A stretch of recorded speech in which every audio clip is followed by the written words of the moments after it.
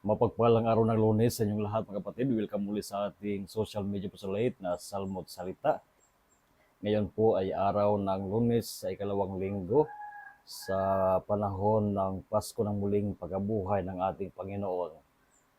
Ang ating Ebanghelyo ay mula sa Ebanghelyo ni San Juan, chapter 3, verses 1 to 8. Mayroong isang Pariseo na ang pangalan ay Nicodemus, a ruler of the Jews. Siya pumaroon gabi, sikrito na pumunta kay Jesus at ang sabi nito, Rabbi o Rabbi, we know that you are a teacher who has come from God, na kayo ay galing sa Diyos. For no one can do these signs that you are doing unless God is with him. At ang sabi ni Kristo sa Nicodemong ito, Amen, amen, amen, I say to you, unless one is born from above, he cannot see the kingdom of God. So dito, sinasabi ni Kristo yung kahalagahan ng isilang muli. Ito ay tumutukoy sa sakramento ng binyag. Siyempre, sa panahon ni Nicodemo, wala pang pangalang sakramento. Ibig sabihin na bagong buhay kay Kristo, pagyakap ng katuruan ng ating Panginoon, ang pagyakap ng Diyos sa buhay.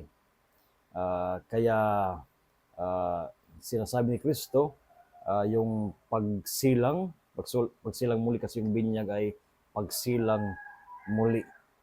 Kaya mga kapatid, sa Ebanghelyong ito, ipinapahayag ni Kristo yung kahalagahan ng pagsilang muli, ang sakramento ng binyag.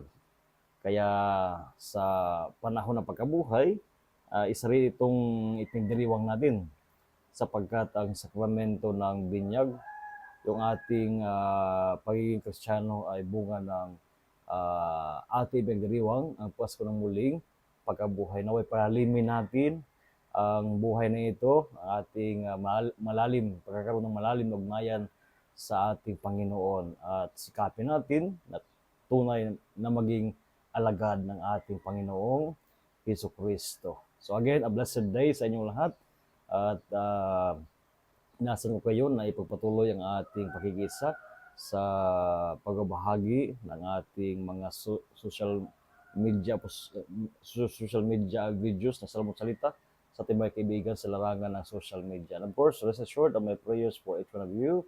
So again, a blessed day sa inyong lahat, at ingat po kayo lagi.